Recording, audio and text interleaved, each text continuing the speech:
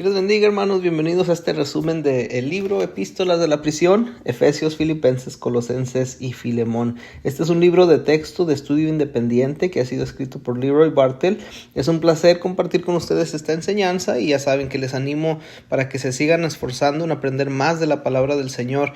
Recuerda, hermano, que si quieres sacarle el mayor provecho a este video, lo recomendable es que también lea el libro Epístolas de la Prisión que ha sido escrito por Leroy Bartel. No olvide suscribirse al canal para recibir notificaciones de futuros videos y vamos a dar comienzo.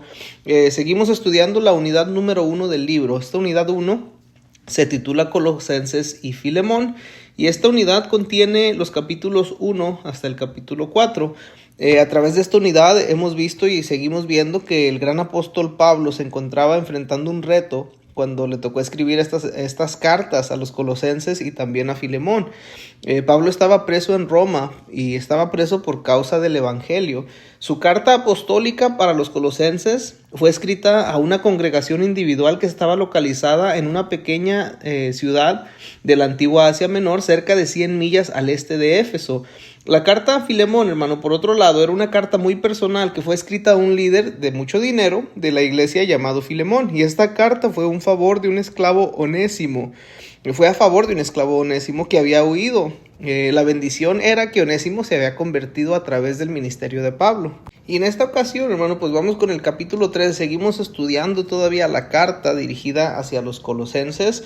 En esta ocasión, dando comienzo al estudio del capítulo 3 de nuestro libro, titulado ¿Cómo deben vivir los cristianos? Este capítulo 3 del libro tiene su base bíblica en Colosenses capítulo 3, versículo 1, hasta Colosenses capítulo 4, versículo 18. En esta parte de la epístola, Pablo pasa de lo doctrinal hacia lo práctico. Él ha confrontado ya anteriormente en la carta las falsas doctrinas y ha confrontado a quienes las enseñaban. Él ha prescrito el antídoto para el error. Él decía volver a la sencillez del evangelio y a la supremacía absoluta de Cristo. Pablo ya enfatizó quién es Cristo y qué llevó a cabo a través de su muerte, de su sepultura, de su resurrección y con su ascensión, hermano. Ahora Pablo recalca la importancia de ver la evidencia de esas creencias en la vida diaria de los cristianos, por eso decimos la práctica. Él consideró 3 áreas claves en las que se debe reflejar una vida centrada en Cristo, y para que se vaya dando una idea de lo que encontraremos en el capítulo. La primera de las áreas es que la vida reflejada en Cristo, una vida que refleja a Cristo, se debe ver reflejada en las relaciones personales de los creyentes entre sí y con el mundo, las relaciones interpersonales. También una vida entregada a Cristo se refleja en los hogares y también se debe de reflejar en sus trabajos. Finalmente, él termina esta carta solicitando la oración intercesora de los creyentes a su favor, señalando algunas personas importantes en la obra del Señor y dando algunas instrucciones finales. Eso nos da más o menos una idea de lo que podemos esperar. Tenemos 3 diferentes lecciones en este capítulo. La primera lección se titula Viviendo la vida centrada en Cristo en sus relaciones interpersonales. A través de esta lección, hermano, vamos a ver los 3 principios fundamentales que Pablo compartió que nos van a ayudar a nosotros a vencer y vivir una vida cristiana victoriosa. El primero de ellos es identificarse completamente con la muerte, sepultura y resurrección de Cristo. El segundo es cambiar nuestras ropas espirituales. Mire, vamos a pasar bastante tiempo aquí porque el cambiar nuestras ropas espirituales va a haber algunas cosas que necesitan ser quitadas, y Pablo mencionaba el pecado sexual. Pablo mencionaba el pecado de actitud y de palabras que son inconsecuentes con la vida cristiana, y también mencionó Pablo algunas cosas que deben ser puestas, y tenemos una lista grande que vamos a estar repasando en eso. El siguiente punto que daba Pablo para tener esa vida victoriosa es llevar a cabo toda actividad en el nombre de Cristo, y eso será el otro punto clave que veremos en la lección. Después de eso, la lección 3.2 se titula Viviendo la vida centrada en Cristo en el hogar. Y aquí vamos a estar viendo lo que Pablo decía: conocer a Cristo provoca un impacto en el hogar y en el lugar de trabajo. El primer punto clave aquí, empezamos a leer acerca de una nueva manera de considerar la sumisión, y esto es a través de Cristo o en Cristo. Ahí vamos a tener un punto en el que vamos a estar leyendo acerca del amor de Cristo, una nueva manera de relacionarse con las esposas, También vamos a leer acerca de cómo Cristo nos ayuda a que los niños sean obedientes, o cómo Cristo ayuda a que los niños sean obedientes a los padres. También Cristo ayuda a los padres a cuidar de sus hijos. Vamos a ver las responsabilidades de cada miembro de la familia y lo que Pablo aconsejaba. Veremos cómo Cristo ayuda a las personas a servir fielmente. También, y esto lo vamos a tomar pensando en cada uno de los que trabajamos para alguien. Hay algunos puntos que Pablo presenta. Por ejemplo, los cristianos deben demostrar una conducta piadosa en su lugar de trabajo. Los cristianos deben hacer un buen trabajo en su lugar de empleo. Los cristianos deben tener una actitud correcta en su lugar de empleo. Y como los cristianos en su lugar de trabajo deben de mantener en sus mentes lo más importante, que es la recompensa celestial. El siguiente punto clave de esta misma lección también habla de cómo Cristo ayuda a los jefes a supervisar con consideración. Y esa es la manera, con el punto clave que se cierra esta lección. La lección 3.3 son instrucciones, observaciones y saludos finales, hermano. Estas son esas últimas declaraciones que les escribió Pablo a la iglesia de Colosas. Son 4 cosas importantes. Número 1, es importante orar unos por los otros, y eso es lo que vamos a estudiar. Número 2, la proclamación del evangelio es crítica. Número 3, la vida pública es un testimonio importante. Y número 4, los amigos personales nos animan y nos desafían. Y aquí vamos a estar leyendo de algunas de las personas que Pablo mencionó en esta carta también. Eso es lo que podemos esperar de este capítulo 3. ¿Cómo deben vivir los cristianos? Recuerde que Pablo nos lleva de lo doctrinal hacia lo práctico. Y no se olvide, hermano, antes de comenzar a escuchar este audio, le sería de mucha ayuda si se detiene un momentito y se pone a leer Colosenses capítulo 3 versículo 1 hasta Colosenses 4, 18. También le sería de mucha ayuda si tiene su Biblia a la mano, para conforme vamos caminando en el estudio pueda ir también siguiendo en su Biblia y leyendo algunos de los versículos que le voy a mencionar. Vamos a dar comienzo, lección 3.1, viviendo la vida centrada en Cristo en sus relaciones interpersonales.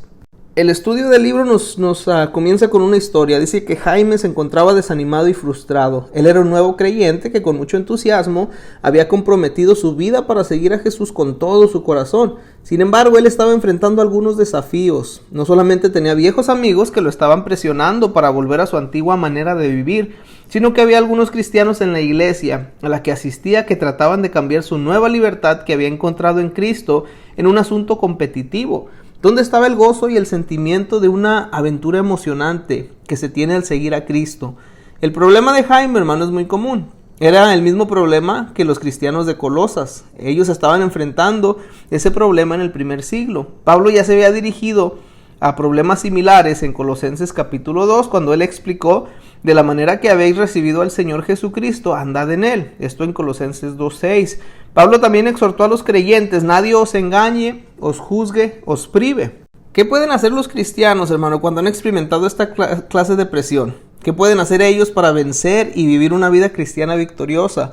En Colosenses capítulo 3, versículo 1 hasta el 17, encontramos 3 principios que son fundamentales, y los comparte Pablo. Son fundamentales para guiarnos a alcanzar esa victoria, para vencer y vivir esa vida cristiana victoriosa. El primero de esos principios es el identificarnos completamente con la muerte, con la sepultura y con la resurrección de Cristo.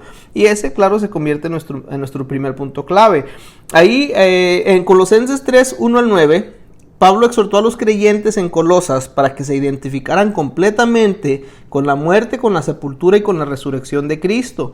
Él murió en la cruz por nuestros pecados, Él fue sepultado y se levantó de los muertos, subió a los cielos y está a la diestra del Padre.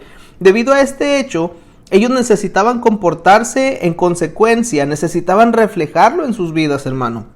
Mire, primero, ellos necesitaban hacer morir lo que pertenecía a su antigua manera de vivir. Antes de experimentar la nueva vida en Cristo, Pablo advierte que quienes siguen pecando podrían experimentar la ira de Dios. La victoria y la libertad debían de ser encontradas en la identificación completa con su Salvador crucificado y resucitado. Así, ellos necesitaban poner su corazón y su mente en las cosas de arriba, donde estaba Cristo. Sus valores, sus comportamientos, su orientación total necesitaba estar basados y centrados en las cosas eternas. Jesús era su vida. La vida de estos creyentes estaba escondida y estaba segura con Cristo en Dios. La prueba mayor, hermano, de la aprobación de Dios para sus vidas sería la segunda venida de Cristo, cuando ellos aparezcan con Él en gloria. Los cristianos hoy en día enfrentan desafíos que son muy similares. La respuesta está en no ceder a la presión y tentación de buscar nuevas filosofías intrigantes o experiencias místicas. No ceder al legalismo o prácticas religiosas rigurosas. Jesús crucificado, sepultado, resucitado y sentado a la diestra del Padre. Eso es más que suficiente, hermano. Aquellos que cumplen un buen desempeño en las Olimpiadas saben el valor de mantener una mente concentrada correctamente. Es muy común ver a los jugadores de las Olimpiadas cerrando sus ojos por un momento antes de su participación. Ellos visualizan exactamente cómo quieren proceder en su rutina. En la vida cristiana victoriosa, no nos concentramos en nosotros mismos, sino que nos concentramos en Jesús. Nos identificamos totalmente con su muerte, con su sepultura y con su resurrección. La hacemos nuestra, hermano. Ponemos nuestra mira en las cosas de arriba y no en las de la tierra, como dice Colosenses 3:2. Recordamos que su muerte por nuestros pecados debe ser nuestra muerte al pecado. Reconocemos que nuestra vida está escondida con Cristo en Dios. Y si fijamos nuestra mente en Él, experimentaremos la libertad y la victoria. El segundo principio que Pablo comparte para tener una vida victoriosa y poder vivir una vida cristiana victoriosa y poder nosotros vencer es cambiar nuestras ropas espirituales. Este es el siguiente punto clave de esta lección. Lo encuentra con base de Colosenses 3, versículos 9 hasta el 16. Aquí, hermano, Pablo elabora su exposición acerca de una metáfora común a la experiencia humana, el cambiarse de ropa. Y mire, es interesante porque él podía elaborar sobre la imaginería de vestirse con una armadura para la guerra o la imaginería que frecuentemente él usa de vestirse de la ropa espiritual, como lo hizo en Romanos o en Efesios. El lenguaje usado para aquella experiencia genérica fácilmente proporciona una imagen de la realidad espiritual representada en el bautismo, que es quitarse la ropa sucia antes del bautismo y ponerse ropas limpias después. Lo primero que encontramos aquí como un subtema de cambiarse sus ropas espirituales va a ser algunas cosas necesitan ser quitadas. En los versículos 5 al 8, ahí mismo de Colosenses 3, del 5 al 8, se enumeran las prácticas del viejo hombre que deben de ser quitadas. Lo primero que nos encontramos es el pecado sexual. Una de las cosas que encontramos aquí es la inmoralidad sexual, que son actividades ilícitas sexuales fuera del matrimonio, hermano. También la impureza moral en pensamientos e imaginaciones, eso es algo que tiene que ser quitado. La lujuria, ¿qué es la lujuria? Pues el deseo sexual que no se detiene hasta ser satisfecho, pasión consumidora, también tiene que ser quitado. Deseos malvados, una palabra más amplia que describe toda clase de malos deseos, también tiene que ser quitado. Y la avaricia. Dentro de este contexto la palabra contiene alusiones sexuales, pero se aplica a deseos egoístas, insaciables de cualquier naturaleza, también deben de ser quitados. Y continúa Pablo diciéndonos en esos versículos que le decía, Colosenses 3, versículos 5 hasta el 8, podemos encontrar pecado de actitud y de palabras que son inconsecuentes con la vida cristiana. Por ejemplo, la ira y el enojo. Las palabras describen una profunda e intensa ira, la cual se enciende y luego arde con la intensidad de un incendio. Dice también que quitemos la malicia, una actitud viciosa que contempla el hacer daño a otros. Tenemos que quitar la calumnia, la Nueva Versión Internacional así lo pone. Una tentativa de desacreditar a otros o dañar la reputación de una persona por medio de lo que se dice. Palabras deshonestas, hermano, indecente, crudo, sucio, lascivo o un lenguaje abusivo. Dejemos la mentira. Incorrecta en cualquier momento, pero es sobre todo perjudicial para la confianza y la unidad que debería caracterizar al cuerpo de Cristo.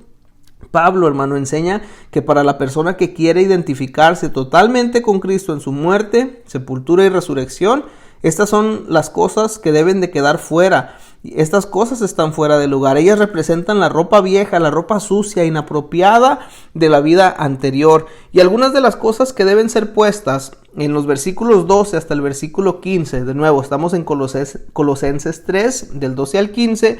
Aquí se identifican las prendas espirituales y el vestuario de aquellos que tienen nueva vida en Cristo. Una lista de 13 cosas que menciona Pablo. Dice entrañable misericordia. ¿Qué quiere decir eso? Ser sensible como Cristo fue y tener interés sincero por el bienestar de otros. Dice Pablo también la benignidad, una actitud amistosa y provechosa que se preocupa por medio de hechos corteses, conocer la necesidad de otros. La humildad, esto es una actitud que reconoce sus propias debilidades, pero reconoce el poder de Dios. La mansedumbre, hermano, ceder en forma obediente o en sumisión a Dios y a su voluntad que se manifieste en actos de amabilidad y gentileza con otros, aun en momentos de provocación. La paciencia, la capacidad de soportar injusticia o circunstancias desagradables sin caer en conductas inadecuadas o ceder al impulso de contraatacar. Pablo habla del dominio propio, una actitud de tolerancia hacia otra persona. El perdón absoluto que Cristo mostró por cada pecador redimido. El amor, esto es el vínculo perfecto. El amor cristiano auténtico, hermano, es representado como un cinturón o una faja que sostiene toda la ropa espiritual en su lugar. Paz, la paz que caracteriza al cristiano viene de Dios y guarda el corazón del creyente, protegiéndolo de todo lo que podría perturbarlo o de lo que fluye de este. Agradecimiento, esta es una actitud sorprendentemente atractiva de la gratitud expresada que caracteriza al cristiano auténtico. Pablo dice que habite la palabra. El mensaje de Cristo, que es el centro de la palabra de Dios, debería llenar sus corazones. También tenía que habitar abundantemente entre ellos como iglesia. El compartir es otra de las ropas que se debe poner el cristiano. La mutua instrucción y aliento que caracterizan a una comunidad cristiana auténtica y a cada cristiano. Y por último, un corazón lleno de alabanzas. Debe abundar canciones espirituales del corazón agradecido de los redimidos por la gracia de Dios. Y este pasaje no nos describe todo lo que podría contener nuestro ropero espiritual, por así llamarlo. Sin embargo, sí nos da una vislumbre representativa del tipo de cualidades, del carácter que una persona realmente espiritual se pondría cada día. Recuerde que también tenemos como referencia Gálatas 5, 22 al 23, que sería el fruto del Espíritu. La manera en que nos vestimos puede influir en nuestra vida, hermano. Puede prepararnos para el éxito o para el fracaso. Por ejemplo, si usted está postulado para un trabajo en una oficina, usted se vestirá para la entrevista con ropas de oficina. Si usted está postulando para un trabajo en la construcción, usted se va a vestir con ropas adecuadas para ese trabajo. Debe vestirse como su papel lo exige. El caso es que los cristianos sinceros buscan cumplir con su parte adecuadamente. Nada es más perjudicial para la causa de Cristo que el hecho que las personas que dicen ser cristianas no viven como si lo fueran. Si va a decir que es cristiano, hermano, entonces usted debe cumplir con su parte adecuadamente. Y el tercero y último principio que compartía Pablo para vencer y para poder vivir una vida victoriosa en Cristo, ese principio es llevar a cabo toda actividad en el nombre de Cristo, y esto en base de Colosenses 3:17.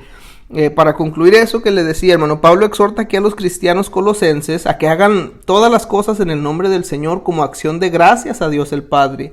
Todo lo que el cristiano hace debe de depender del Señor en completo reconocimiento al señorío del Señor. Nosotros somos fieles seguidores de Él. Qué manera de vivir, hermano. Y es bastante común oír atletas de éxito en nuestros días que dedican una presentación en particular o una temporada entera a personas que han tenido un significado especial en su vida. Y este puede ser un padre cariñoso, un compañero de equipo que está herido o ha fallecido, u otra persona importante para ellos. Esas personas se convierten en la inspiración del esfuerzo del atleta, en la motivación para su éxito. De la misma manera, Jesucristo es esto en la vida de cada creyente. Él murió por nuestros pecados y resucitó para darnos vida nueva. Él está ahora en el cielo, en un lugar de honor y autoridad a la diestra de nuestro Padre Celestial, intercediendo a nuestro favor, hermano. Debido a esto, Jesús es la inspiración de nuestras vidas. Él es la motivación de todo lo que decimos o hacemos. Una pregunta para cada uno de nosotros: ¿es Jesús la inspiración de su vida? ¿Es Él la motivación de cada actividad que realiza? A lo mejor usted no ha sido cambiado internamente por el poder y la presencia de Jesús. Quizá usted no ha visto la cruz donde Él murió para tener su vida antigua crucificada juntamente con Él. Tal vez usted no ha visto la tumba donde fue sepultado por usted. ¿Ha pensado alguna vez en la resurrección de Jesús como la victoria que le trae vida nueva a usted o a su vida? En Cristo hay una manera de dejar lo viejo y hay una manera nueva de vivir. Hoy usted tiene la oportunidad de decidir vivir toda su vida para honrarle a Él. Si piensa de esa manera, cree de esta manera, trae una increíble libertad y victoria sobre su vida. Y así llegamos al final de la lección 3.1, que es titulada Viviendo la vida centrada en Cristo en sus relaciones interpersonales. Este es un buen momento para pausar si lo necesita. De otra manera, pues vamos a continuar con la lección 3.2, Viviendo la vida centrada en Cristo en el hogar.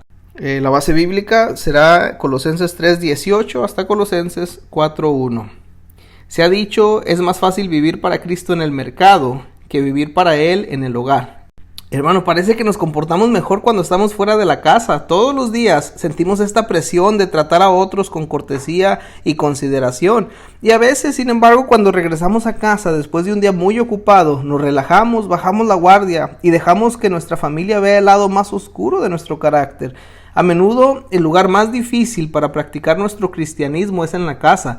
Y Pablo enseñó que lo que una persona cree debería demostrarse en su manera diaria de vivir. Él creía que la doctrina correcta debía resultar en una vida correcta. Déjeme le repito eso.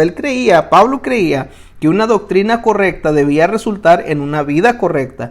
Para él, las relaciones de la vida eran el terreno de prueba de un cristianismo auténtico. Lo importante de este pasaje es que los verdaderos cristianos cumplen y aún superan las obligaciones domésticas de su cultura. Ellos lo hacen, sin embargo, por una motivación superior, que es la lealtad a Jesucristo. El compromiso de servir al Señor tiene un impacto positivo en nuestras relaciones, sea en el trabajo o sea en el hogar. Mire, eruditos de la Biblia a menudo se refieren a estos versículos como un código o normas del hogar. Austafel, que es el término teológico alemán, y existen muchos ejemplos de esta clase de listas éticas en el mundo antiguo. Por ejemplo, los pasajes de Efesios 5:21 hasta el 6:9 y también Primera de Pedro 2:13 hasta el 3:12. Estos también son ejemplos de ese tipo de códigos o normas. Estas listas o normas fueron dadas para gobernar la conducta moral dentro del hogar, así como en otros contextos. La referencia a esclavos y a amos en la lista refleja la práctica antigua de ver a los esclavos como parte de la casa. Y aún las listas dadas en las epístolas son diferentes de sus homologías seculares, al menos de dos maneras. Por ejemplo, ellos son recíprocas o mutuamente beneficiosas en naturaleza. Ellas describen las responsabilidades de esposas y esposos, hijos y padres, esclavos y amos. Y segundo, apelan a una dinámica o motivación diferente. Mire, la base de la apelación de Pablo es que tal conducta no era simplemente un deber, sino un producto de la relación del cristiano con Jesucristo. Y en estos versículos, Pablo dice que el conocer a Jesús provoca un impacto en el hogar y en el lugar de trabajo. Con lo primero que nos encontramos aquí en la lección, el primer punto clave es en Cristo, una nueva manera de considerar la sumisión. Y esto tiene su base en Colosenses 3:18. Se debe tener cuidado, mucho cuidado, tanto en la iglesia como en el hogar, cuando se estudian pasajes acerca de la relación masculina-femenina, hermano. Hay que tomar en cuenta los principios enseñados por Pablo en su carta, teniendo cuidado de no insertar interpretaciones tradicionales, religiosas y sociales que el autor original no se había propuesto. En realidad, eruditos y teólogos no se ponen de acuerdo sobre el significado de este pasaje y otros similares. Por lo tanto, el entendimiento debe venir no solo del pasaje que se está estudiando, sino de la total enseñanza de Pablo acerca de los asuntos como este, y así como de los principios generales de las Escrituras como un todo. Se debe tener cuidado también de recordar que las culturas del mundo del Nuevo Testamento eran muy diferentes a las culturas actuales. Los principios de la Escritura nos instruyen en la justicia, no en las características y valores de las culturas antiguas. Teniendo en mente estas cosas, pues vamos a seguir nuestro estudio de las instrucciones de Pablo para los creyentes de esta ciudad de Colosas. A veces, hermano, es difícil entender cómo las leyes de Dios cambian drásticamente las relaciones manchadas por el pecado. El pecado pone a la gente en desacuerdo entre sí. Las personas buscan enseñorearse sobre otras personas. Los resultados son todo tipo de guerras de género y guerras raciales. Solo la ley de Dios puede romper las barreras levantadas por nuestra lucha por dominarnos y gobernarnos unos a otros.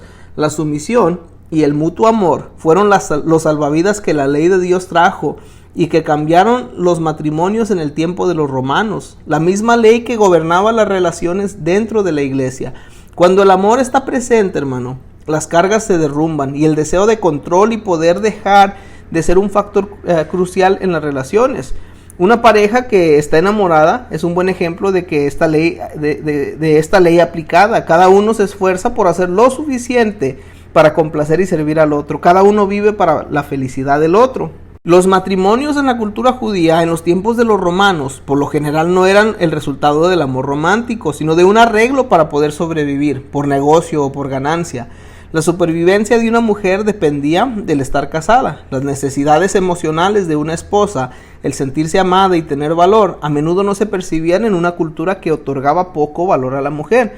Su estatus, así como sus necesidades no satisfechas, podían engendrar amarguras y resentimientos hacia las personas que controlaba su vida, hacia la persona que controlaba su vida, que era su esposo. La sumisión al esposo, hermano, era necesaria, pero no genuina necesariamente. Y Pablo, basándose en las leyes de Cristo, presenta un cambio dramático en la manera de vivir dentro del matrimonio. Él ya había mencionado las características de un cristiano, una persona que refleja la naturaleza de Dios. Ahora él presenta una aplicación más específica de esta verdad. ¿Cómo es la manera de vivir del cristiano ahora en las relaciones familiares?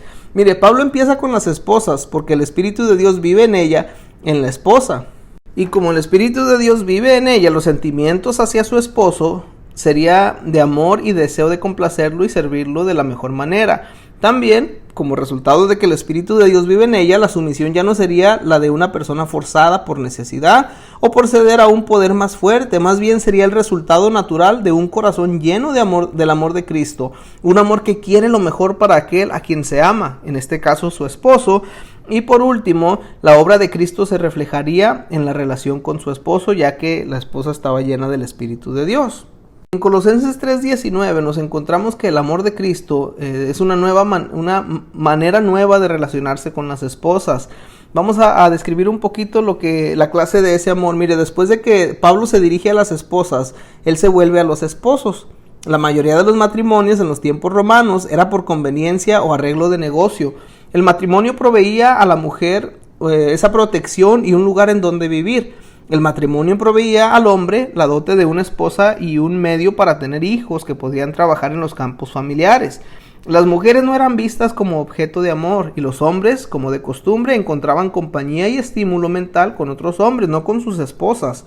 Pablo estaba presentando a los esposos una nueva manera, una manera redimida de relacionarse con sus esposas, hermano.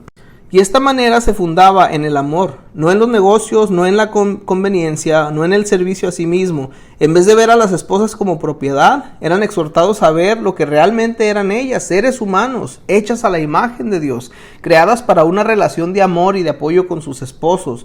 El relacionarse amorosamente con la esposa, en vez de usarla como un medio para un fin, trajo la vida de Dios al matrimonio, hermano. El matrimonio se convirtió en un compañerismo en Cristo, gobernado solo por el mutuo amor y por la sumisión. El asunto no sería sobre quién manda, sino sobre el servirse el uno al otro y también basar en su comunión con Cristo todas sus decisiones. Los dos vienen a ser uno, como Dios se lo propuso desde el principio. Hay una historia sobre un caso en que un matrimonio como equipo enseñaba en un seminario una clase acerca del matrimonio y el tema de la sumisión mutua. Cuando les preguntaron, ¿qué hacen ustedes cuando no están de acuerdo en cierto asunto, pero se debe tomar una decisión? ¿Y quién es responsable? Su respuesta fue que durante sus años de casados, por su amor mutuo y respeto el uno al otro, nunca se ha dado la ocasión en la cual uno de ellos hubiera tenido la última palabra. Ellos hablan abiertamente, se escuchan el uno al otro, tenían puntos de vista diferentes el uno con el otro y siempre buscaban la voluntad de Dios en cada situación. No siempre fue fácil, pero era la mejor manera de tomar una decisión. El siguiente punto clave de la lección, hermano, es Cristo ayuda a que los niños sean obedientes a los padres, y esto en Colosenses 3:20. Aquí vemos que el consejo de Pablo para los hijos en los hogares cristianos era el de obedecer a los padres en todo. Un padre cristiano cariñoso seguramente va a hacer esto más fácil, pero no disminuía la responsabilidad del hijo. Pablo no prevé una situación en donde los deseos de un padre pueden oponerse a la voluntad y la autoridad de Dios. Si ese fuera el caso, hermano, entonces el niño tendría que apelar respetuosamente a su padre. Y si esto falla, el niño tendría que rendirse a la autoridad suprema, que es Dios. Algunas bases bíblicas que podemos leer para eso es Mateo 10:34 y Lucas 12:51. Hemos encontrado niños desagradables, rebeldes e irrespetuosos. Existe una unión directa entre el señorío de Jesús y la obediencia a los padres. Un niño al que se le hace difícil rendirse a la autoridad de su padre, hermano, también se le hará difícil rendirse a la autoridad del Padre Celestial. El siguiente punto clave es: Cristo ayuda a los padres a cuidar de sus hijos. Eso lo encontramos en Colosenses 3:21. Aquí ya Pablo nos habla de la responsabilidad de los padres hacia los hijos, y a veces los niños exhiben una extraña capacidad para frustrar y enfurecer a los papás. Los padres pueden responder con fastidio incesante, palabras de menosprecio, un tono de voz airado y hasta en ocasiones con abuso físico, hermano. Estas cosas no logran nada sino amargar y desalentar a nuestros hijos. Ellos pierden el respeto por sí mismos y se rinden. Los niños que crecen de esta manera actúan como cachorros asustados, tienen miedo de todo, su fe y confianza son frágiles, hermano. Se les hace difícil confiar en alguien, incluso en Dios. El responder el amor de su Padre Celestial es casi imposible. Su vida está caracterizada por heridas psicológicas, daños espirituales profundos. Qué diferente es cuando ellos experimentan la disciplina y la crianza, pero con cariño, hermano. Otra vez está claro que Jesús hace la diferencia, tanto en los hijos como en los padres. La presencia de Jesús hace la diferencia en cómo criamos a nuestros hijos. El siguiente punto clave es: Cristo ayuda a las personas a servir fielmente. Esto en base de Colosenses 3, versículos 22 hasta el 25. Tenga en mente, antes de entrar a esta parte, que las instrucciones de Pablo fueron dadas durante en una cultura en donde la esclavitud estaba instituida. Los esclavos eran considerados como parte de la casa. Muchos servían como maestros, proveyendo servicios de cuidado a los niños, contadores y en otras áreas estratégicas de responsabilidad. Ellos tenían una posición de responsabilidad, pero tenían pocos derechos. No deje, hermano, que las palabras esclavo y amo le impacten. Eran simplemente términos usados en ese tiempo para describir la situación de empleo general. La fidelidad y la ética laboral de esos esclavos eran un testimonio importante para Cristo. Y hay que fijarnos en 4 puntos que Pablo les presenta. Número 1, les dice: los cristianos deben demostrar una conducta piadosa en su lugar de trabajo. Los esclavos tenían que obedecer a sus amos en todo. La única excepción sería si los amos les pidieran hacer algo que era ilegal, inmoral o una transgresión directa de la enseñanza bíblica. Número 2, los cristianos debían hacer un buen trabajo en su lugar de empleo. Pablo exhortó a estos trabajadores a hacer un trabajo de buena calidad y con un corazón sincero. Ellos debían hacer un buen trabajo no solo cuando los estaban mirando, sino en todo el tiempo. Debían hacer todo su trabajo para complacer al Señor. Es la manera como se trabaja que da validez o desacredita el evangelio, hermano. Número 3, los cristianos deben tener una actitud correcta en su lugar de trabajo. Lo que hacemos debemos hacerlo como para el Señor, no solamente para los hombres. Corazón sincero habla de integridad, hermano. Como para el Señor implica estar continuamente conscientes de Dios. Debemos trabajar con una actitud correcta. Y número 4, los cristianos en su lugar de trabajo deben mantener en su mente lo más importante, que es la recompensa celestial. Cuando lleguemos al cielo no recibiremos una recompensa basada solamente en lo que hicimos en la iglesia. Seremos también recompensados por lo que hicimos en nuestro lugar de trabajo. Durante un verano, dice aquí el autor del libro, trabajé en la construcción. Uno de los muchachos del grupo trabajaba solo cuando el capataz estaba por ahí y en otras ocasiones perdía el tiempo. Yo no escuchaba casi nada de lo que él me decía. Él provocó que todos se volvieron en contra suya. Todos se molestaron con él. Y esto no se diferencia mucho de aquel que se hace llamar cristiano y en el trabajo es un holgazán. El siguiente punto clave de esta misma lección es: Cristo ayuda a los jefes a supervisar con consideración. Esto en base de Colosenses 4:1. ¿Y qué acerca de los amos de estos esclavos? Ya vimos los principios para los esclavos, pero ¿qué acerca de los amos? ¿Y qué de los jefes en general? ¿Debería Jesús provocar un impacto en la manera en que los jefes supervisan a sus empleados? La respuesta pues es sí.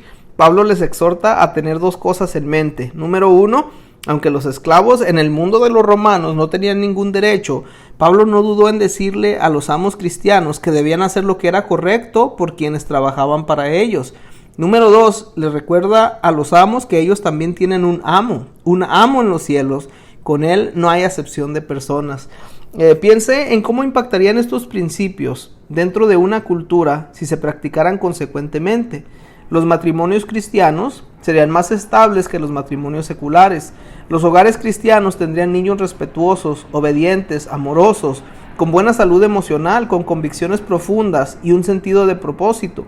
Los empleados cristianos serían preferidos para los trabajos y los empleadores cristianos tendrían los mejores postulantes de dónde escoger.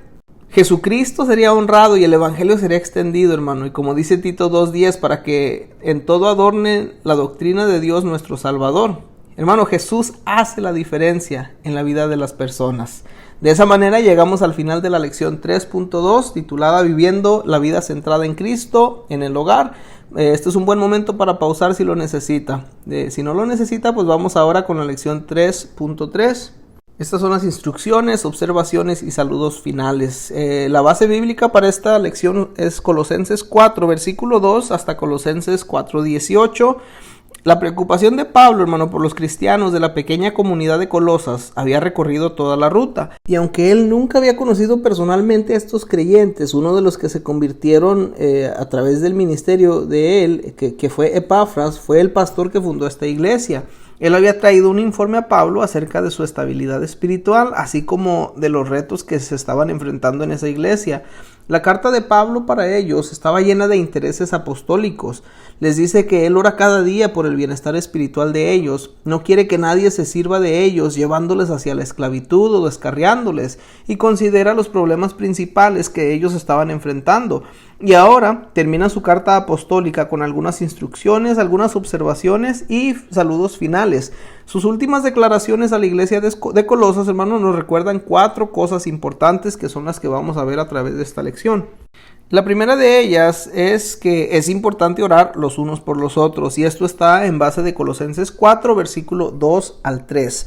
Aquí Pablo desafía a los creyentes a que se dediquen a la oración.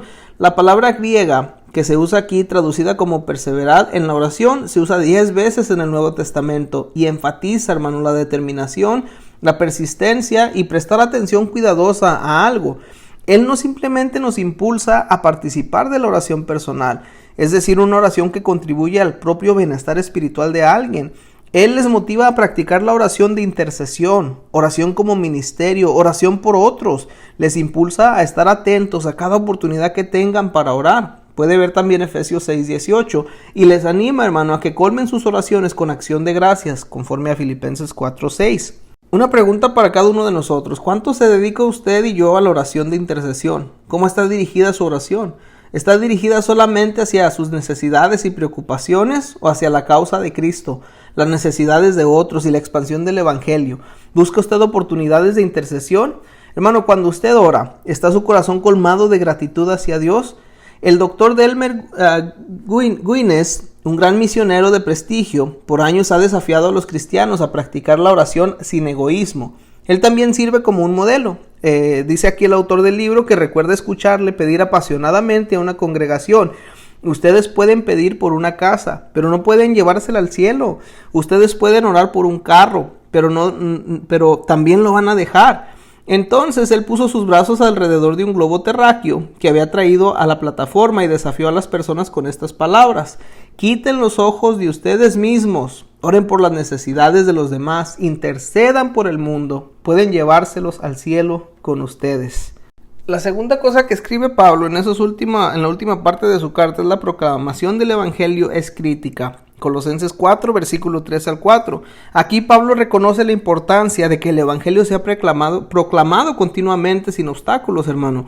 Pablo, a pesar de que estaba en prisión en Roma, nunca sintió que el evangelio estaba encadenado. Y lo dijo en 2 de Timoteo 2, 8 y 9. De hecho, en su epístola a los Filipenses dice que sus prisiones han provisto la oportunidad de alcanzar el pretorio con el evangelio. Entonces él pide a la congregación de Colosas que oren para que Dios abra nuevas puertas para el mensaje del evangelio y que Dios lo ayude a proclamarlo claramente. Hermano, nadie puede esconder el evangelio. Los planes y los propósitos de Dios seguirán adelante. El evangelio rompe barreras, destruye fortalezas espirituales, libera a las personas y transforma vidas, comunidades y naciones. Cuán importante es que oremos por puertas abiertas para el evangelio y el éxito de aquellos que lo proclaman. Por años, cristianos fieles pidieron a Dios que destruyera la cortina de hierro del comunismo que había bloqueado la entrada libre del evangelio a la Unión Soviética. Ellos pidieron a Dios que sustentara, que protegiera y que permitiera a los creyentes ser testigos en esa tierra. China también parecía una barrera impenetrable. Poco se sabía del bienestar y vitalidad de la iglesia ahí. Las oraciones de los cristianos fueron contestadas. Un milagro ocurrió y los muros se vinieron abajo. El bloque soviético fue abierto al evangelio. Hubo informes increíbles del éxito y la vitalidad de la iglesia perseguida en China. Dios, hermano, ha sido fiel y vale la pena orar. El siguiente punto clave aquí, el tercero, es la vida pública, es un testimonio importante. Esto en base de Colosenses 4, versos 5 al 6. Aquí Pablo reconoció también la importancia de la vida cristiana consecuente y del testimonio de los creyentes colosenses. Pablo les exhortó a redimir el tiempo, aprovechando cada momento para compartir el mensaje vivificador de Cristo Jesús. Pablo también desafió a los creyentes, hermano, a que fueran cuidadosos con sus conversaciones diarias. Él consideró que la calidad de vida y las palabras con gracia de los colosenses eran tan importantes como el éxito y la extensión del evangelio, así como lo era su propia misión apostólica. Su vida diaria es importante para el Señor. Aquellos que no son cristianos observan de cerca a los cristianos. Ellos escuchan nuestras palabras, hermanos. Si somos sensibles a la dirección del Espíritu Santo, tendremos oportunidades cada día de ministrar las necesidades y compartir a Cristo. Piense de usted como un embajador del Rey de Reyes, Jesucristo. Usted representa a Cristo y a su reino. Su tarea es hacer cada momento oportuno para poder llevar más lejos la causa de Cristo en su vecindario y en el mundo. Lo último que encontramos en esta última parte de la carta de Pablo a los colosenses es los amigos personales nos animan y nos desafían. Y esto en base de Colosenses 4, desde el versículo 7 hasta el versículo 18. Ahí en esos últimos versículos de la carta, Pablo informa a la congregación de Colosas acerca de la tarea que él había dado a los que llevaban esta carta. Él entrega saludos de varios miembros importantes de su ministerio, así como de varios líderes de la iglesia de Colosas. Al término de una película, es muy tradicional ver desplazarse en la pantalla los nombres de aquellas personas que han desempeñado un papel en su producción. Pablo reconoció que el éxito de su ministerio apostólico dependía de otros. Él sabía que la obra de Dios no era tarea de una sola persona, y es casi como si él desplaza créditos al final de su carta. Pablo destaca a 10 individuos que han desempeñado un papel importante en el éxito de su ministerio, y vamos a leer un poquito acerca de cada uno de los 10, empezando con Tíquico, la persona con un corazón de siervo. En muchas ocasiones Tíquico estuvo dispuesto a afrontar tareas difíciles a favor del apóstol Pablo. Podemos leer de él en Hechos 20, en Efesios 6, en 2 de Timoteo 4 y también en Tito capítulo 3. Y en esta ocasión lo encontramos llevando a través de muchas millas la carta de Pablo a los colosenses y a otras iglesias de Asia Menor. No se quejó, solo expresó un corazón de siervo fiel. Es posible que el apóstol Pablo lograra hacer tanto en la obra de Dios debido a personas como Tíquico. ¿Ha pensado en eso? La otra persona es Onésimo, una persona con un pasado de pecado. Onésimo había sido un esclavo fugitivo. Él había trabajado para un cristiano de Colosas que era bajo el nombre de Filemón. Onésimo quería su libertad, así que robó dinero de Filemón y huyó. En la cultura antigua, esto era un crimen muy serio, pero en Roma, Onésimo conoció al apóstol Pablo y fue salvo. Y ahora Pablo llama a Onésimo querido y fiel hermano, ahí en el versículo 9. Cuando una persona viene a Cristo, hermano, su pasado no es más un problema. Usted tal vez puede haber sido la peor persona en el mundo, pero si viene a Cristo, Dios lo puede usar. También se menciona a Aristarco, la persona con un corazón compasivo. Aristarco era un judío creyente de Tesalónica, se lee de él en Hechos 19, en Hechos 20, en Hechos 27. Él se mantuvo junto a Pablo en las buenas y en las malas. Por 4 años estuvo cerca de Pablo en la prisión, animándole, ministrando sus necesidades. Cada líder cristiano, hermano, necesita un ayudante fiel como Aristarco. También leemos de Marcos, la persona con una segunda oportunidad. Juan Marcos tuvo ese principio distinto en su carrera ministerial. Él empezó como parte del grupo ministerial de Pablo, pero parece que las cosas fueron muy fuertes para él. Dejó el grupo y se regresó a casa. Leemos de él en Hechos 13. Y esto enojó a Pablo y se negó a llevarlo en el segundo viaje misionero. Ahora, varios años después, encontramos a Marcos como un hombre útil, cambiado y restaurado. Pablo dijo a los colosenses que si Marcos iba a visitarlos, ellos debían escucharlo. Y tal vez usted en el pasado ha cometido algún error evidente. Usted tuvo la oportunidad de salir bien, pero falló. La buena noticia, hermano, es que Dios da a sus siervos una segunda oportunidad. De la otra persona que leemos es Justo, la persona con un fuerte compromiso. No se sabe nada acerca de Justo, excepto la información que tenemos en este versículo 11. Y es posible que él haya sido un judío romano que creyó el mensaje de Pablo cuando predicó en Roma. Pablo fue criticado severamente por los judíos. Justo no tuvo temor de ser criticado. Era una persona con un compromiso fuerte. Cuán animador debe ser el tener a una persona como Justo en su equipo, hermano. La otra persona que se menciona es Epafras, una persona con una vida de oración poderosa. Epafras fue el fundador de la iglesia en Colosas. Él estuvo con Pablo ahí en Roma, rogando encarecidamente en sus oraciones por aquellos en Colosas y tenía gran solicitud por el bienestar de ellos. La expresión rogando encarecidamente se traduce de la palabra griega agonizomai, de la que viene la palabra agonía. Cada iglesia necesita personas como él que oren fervientemente por la iglesia y por sus necesidades. Hermano, también se menciona a Lucas, la persona con un talento dedicado. Lucas era el médico privado de Pablo, así como su amigo cercano. Y no sabemos mucho acerca del pasado de Lucas. Lo que sí sabemos es que Lucas dejó una carrera que podría haber sido lucrativa para servir al Señor con su talento. Y a cambio Dios le dio el privilegio de escribir una parte significativa del Nuevo Testamento, que fue Lucas y también el libro de los Hechos. Dios podría llamarle para dedicar sacrificialmente sus habilidades a usted, hermano, o su vocación para la obra del Señor.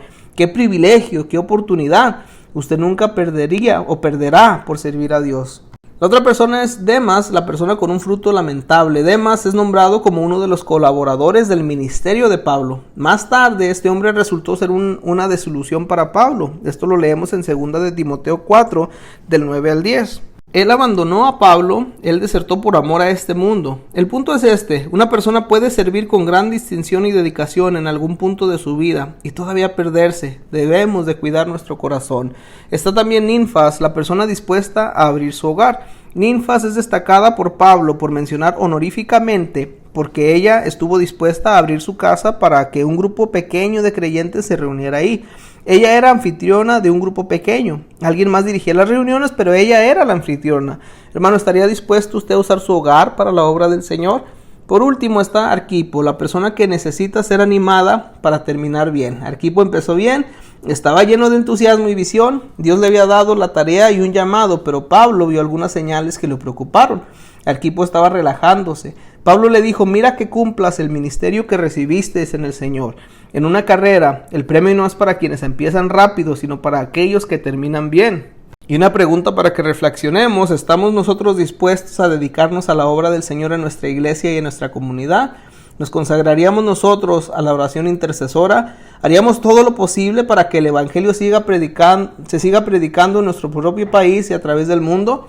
¿Nos dedicaríamos nosotros a vivir una vida cristiana consecuente y a compartir el Evangelio con otros cada vez que el Señor nos dé la oportunidad?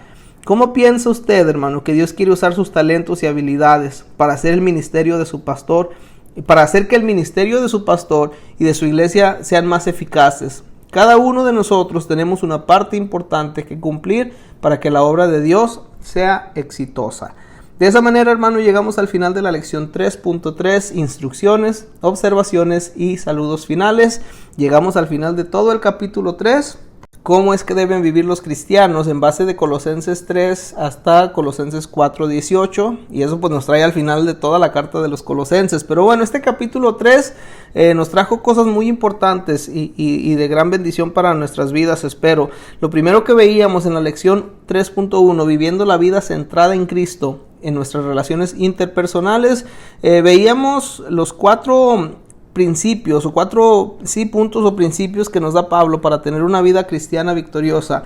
Decía que era importante identificarse completamente con la muerte, sepultura y resurrección de Cristo. El segundo principio era cambiar nuestras ropas espirituales. Ahora, eso conlleva algunas cosas que necesitamos quitar, por ejemplo el pecado sexual o pecados de actitud y de palabras que no van con la vida cristiana, y también conlleva el ponernos algunas ropas, entre ellas la misericordia, la paciencia, el dominio propio y una lista grande que estuvimos analizando. Y el último principio es llevar a cabo toda actividad en el nombre de Cristo. En la lección 3.2, titulada Viviendo la vida centrada en Cristo en el hogar, veíamos algunas de las normas bíblicas para el hogar y también para el trabajo. Empezábamos leyendo acerca de en Cristo es una nueva manera de considerar la sumisión, pero en base de Jesús. Y luego veíamos las responsabilidades que dejó Pablo tanto para la esposa hacia el esposo y para el esposo hacia la esposa. Leíamos acerca de cómo Cristo ayuda a que los niños sean obedientes a los padres y también ayuda a los padres a cuidar de sus hijos. Cristo ayuda a las personas a servir fielmente, hablando de los esclavos o los trabajadores, pero también veíamos las responsabilidades de los jefes y los supervisores hacia aquellos que trabajan para ellos. Todo esto, hermano, estaba en base de Colosenses capítulo 3, verso 18, hasta Colosenses capítulo 4, versículo 1. Y en la última lección de este capítulo 3.3 veíamos las instrucciones, las observaciones y los saludos finales de Pablo. Había 4 cosas que notar de la última porción de esta carta. Lo primero era que es importante orar unos por los otros. Ahí había instrucciones. Las observaciones finales, habla Pablo acerca de la proclamación del evangelio y cómo es crítica la proclamación del evangelio. La vida pública es un testimonio importante. Y por último veíamos los amigos personales y cómo ellos nos animan y nos desafían. La lista de aquellas 10 personas que mencionó Pablo al final de su carta. Esto ha sido el capítulo 3. Dios les bendiga.